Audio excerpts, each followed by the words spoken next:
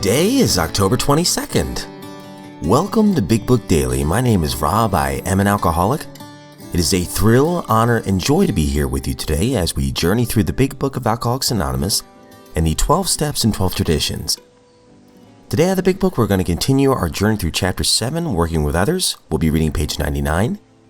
At the 12 and 12, we are almost done with Step 12. We'll be reading the first half of page 124 today. And of course, we'll read today's 24 Hours a Day and Daily Reflections. So with that, hope you all are doing well this morning, my friends. Once again, we've been given a brand new set of 24 hours. And right before I recorded this, I just had to tell God, thank you for another day. Waking up sober. No more hangovers. Hey, remember those? Oh, Lord, those headaches. Oh. And just, you're jittery and it's awful. I don't miss those at all. So with that, let's get to the good stuff.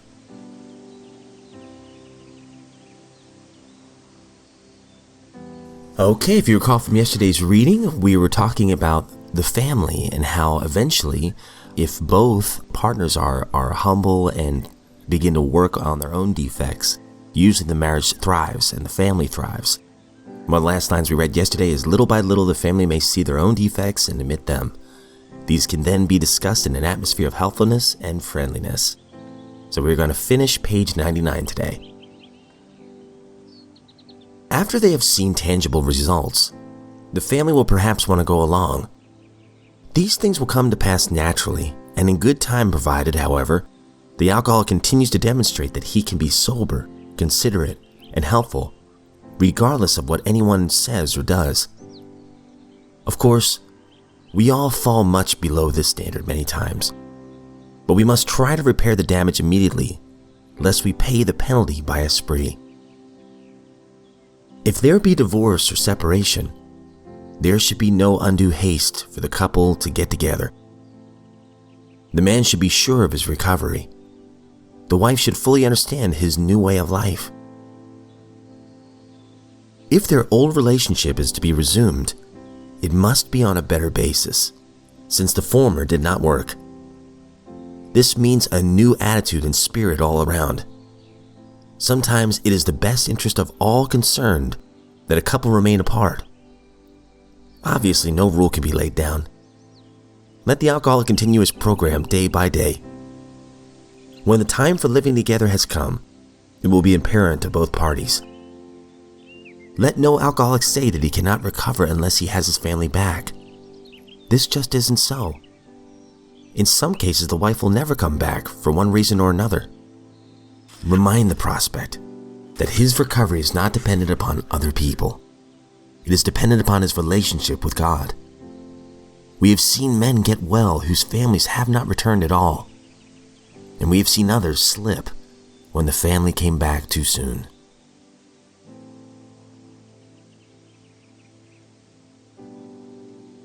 At the 12 and 12, we're on Step 12.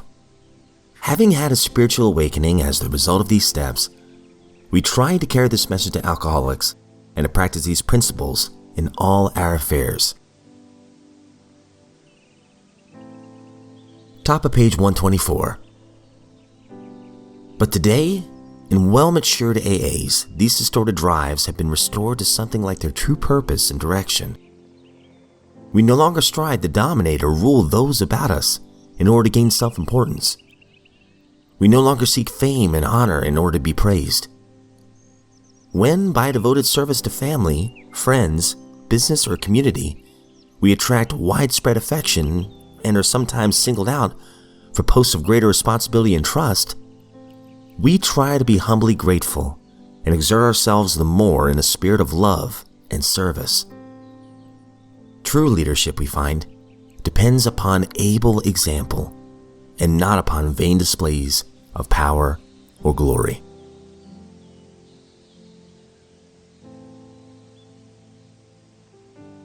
"24 Hours a Day, October 22nd.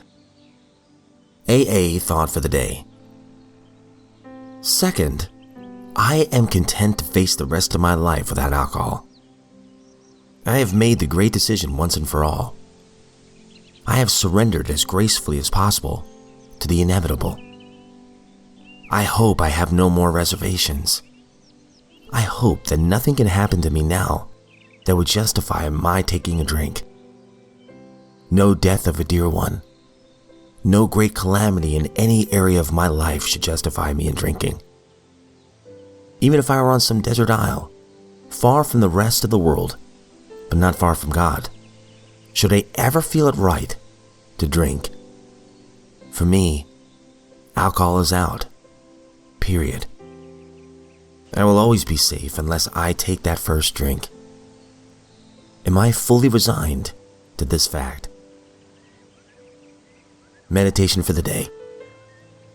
Day by day, we should slowly build up an unshakable faith in a higher power, and in that power's ability to give us all the help we need. By having these quiet times each morning, we start each day with a renewing of our faith until it becomes almost a part of us and is a strong habit. We should keep furnishing the quiet places of our souls with all the furniture of faith. We should try to fill our thoughts each day with all that is harmonious and good, beautiful and enduring. Prayer for the day. I pray that I may build a house in my soul for the Spirit of God to dwell in. I pray that I may come at last to an unshakable faith.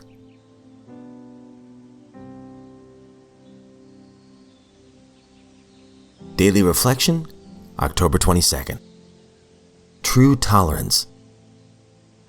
Finally, we begin to see that all people, including ourselves, are to some extent emotionally ill as well as frequently wrong. And then we approach true tolerance and see what real love for our fellows actually means.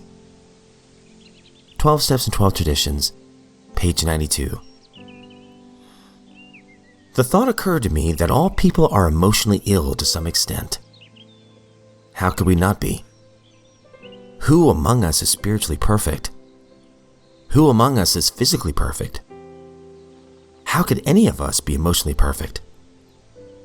Therefore, what else are we to do but bear with one another and treat each other as we would be treated in similar circumstances? That is what love really is.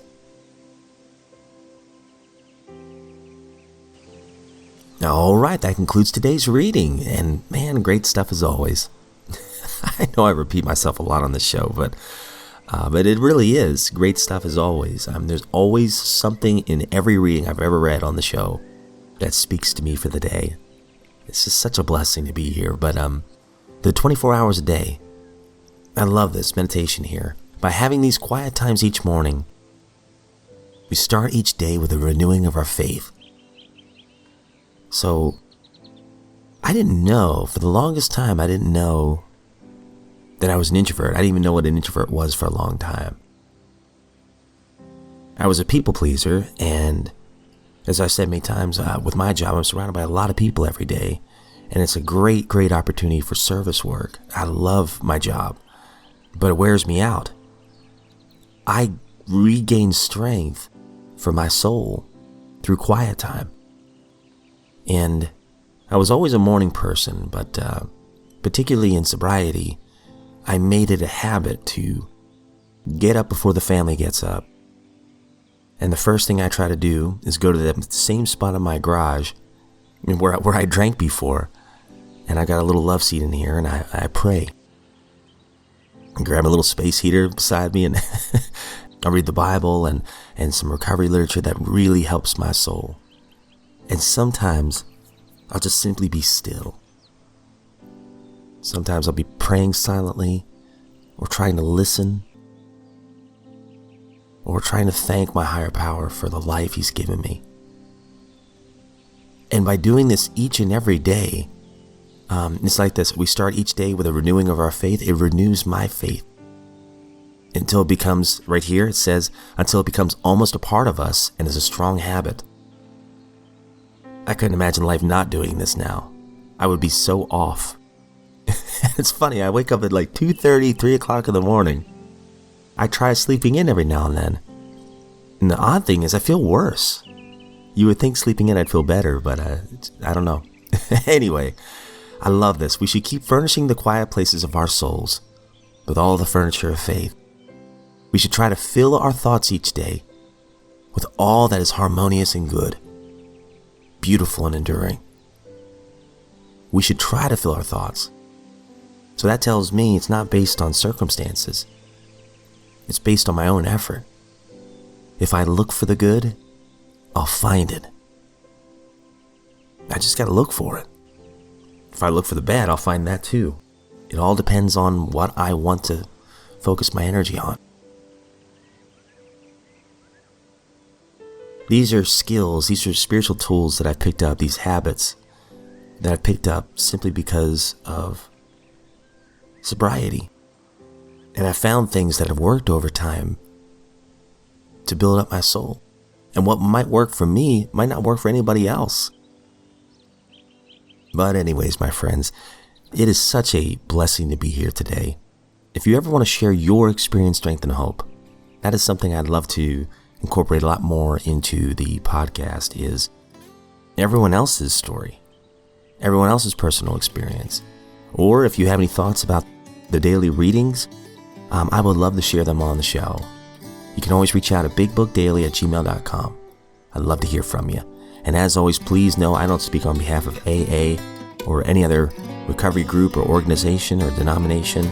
I am just a friend in this lifeboat of recovery that just happens to read these books each day. And with that, before giving another set of 24 hours, I sincerely look forward to seeing you right back here tomorrow.